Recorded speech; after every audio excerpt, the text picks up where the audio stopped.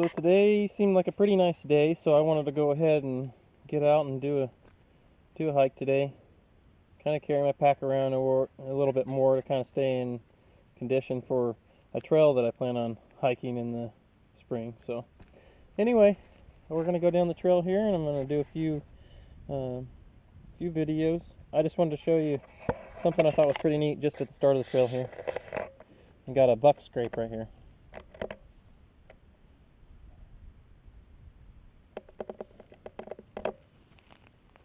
And I always think that kind of stuff is pretty neat to see.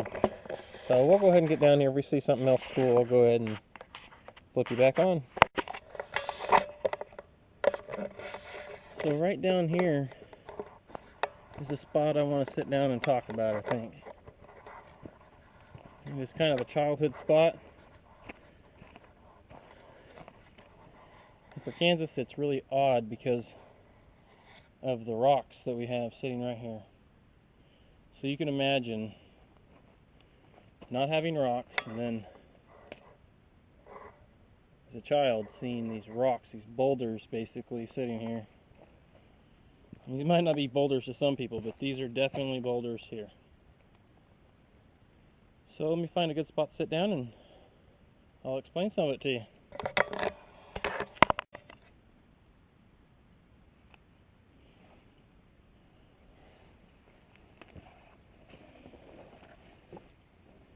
So guys, this spot right here for me is basically where it all started as far as for me being outdoors. As a child, I went through Cub Scouts, and at Cub Scouts we used to camp out here in a teepee, which was, for me, was really cool because most places, or Boy Scouts, didn't have teepees. We were the only troop in our area that did, and I always found it really neat. And right here where I'm at is a trail that comes up through here, and just off the trail I had seen these rocks as a Cub Scout. And of course, as a little child, I was very curious and came on down here. And of course, there's a nice little stream coming through here. And in Kansas, most things aren't clear. It's murky, muddy stuff because there ain't a lot of rock and things to filter the water to make it clear, or just, natural springs coming out of the ground. So when I found this spot, oddly enough, as a child, I thought, I don't want to live in a house. I actually thought this is exactly what I would do when I grew up. I'd come out here and live off the land. And there's this little cubby right back up in here. I thought that was my shelter. I thought that's where I was going to live. I was going to lean some sticks up here, build me a fire down here. And it was just peaceful. I remember that it's being dammed up down here, and it's dammed up creek now, but as a child it was dammed up lower down here, and of course we'd get in the water, and used to be a bunch of little guppies and whatnot. I thought I would just live off the land here. So this is basically where it all started, and from there, heck, me and my brother used to go every weekend, go limb lining or go hunting, fishing, you name it. And now that I've gotten older, I just kind of got a little bit more away from the hunting and fishing stuff because I've been spending more time with family and more doing this hiking and backpacking.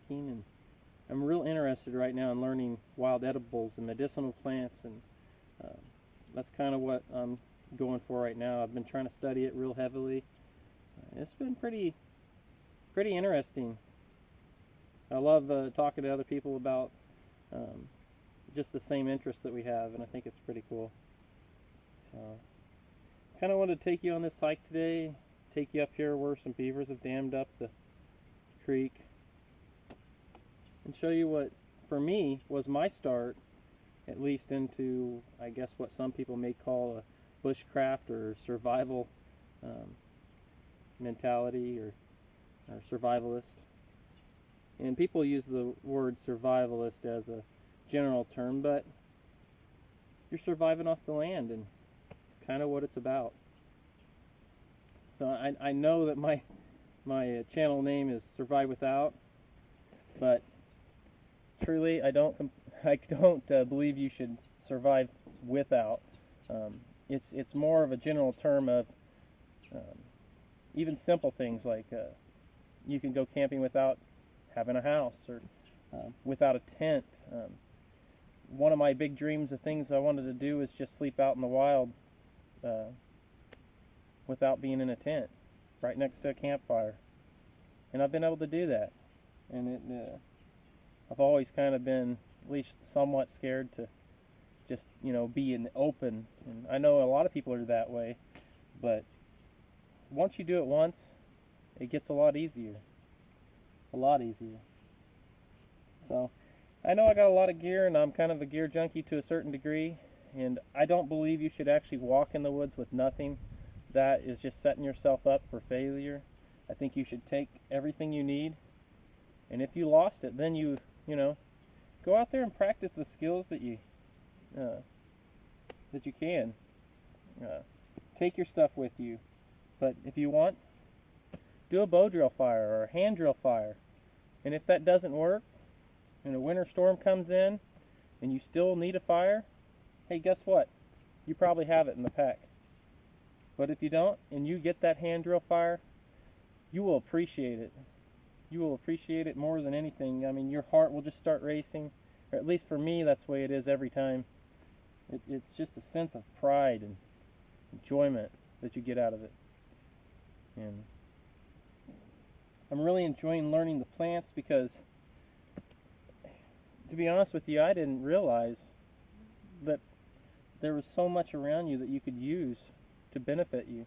And the wild edibles and the medicinal plants. I couldn't have told you that.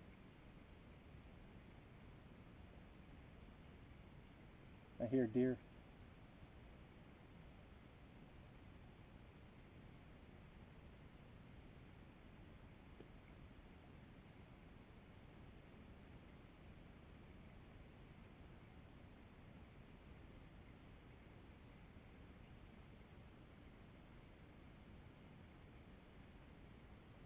How cool is it?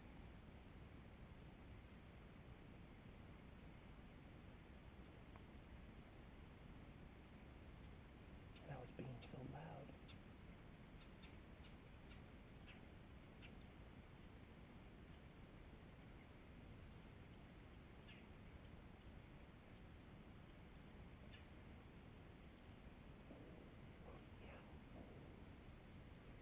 I get excited.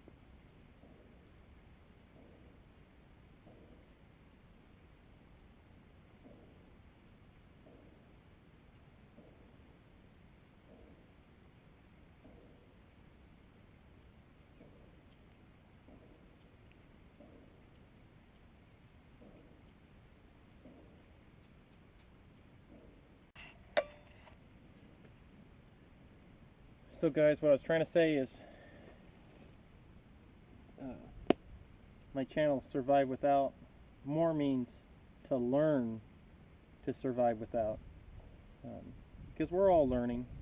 And if you're not learning, then you just gave up. So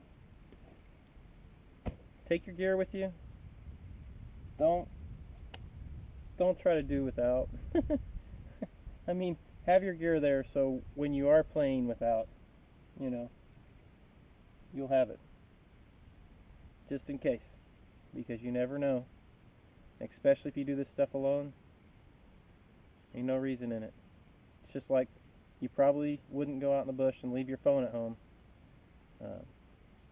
Because it just wouldn't make sense. Maybe some people do it just to get away from the solitude. But I turn mine off a lot of times when I'm out here. I didn't today, but you can turn them off. That way you're conserving the battery anyway. At least on long hikes you'd want to turn it off. Because down in these hills where you don't get good reception, it starts to drain the battery quite bad because it's trying to search for a tower constantly. So anyway, we'll move on. I'll go up to the beaver dam and show you guys that. Should be pretty cool.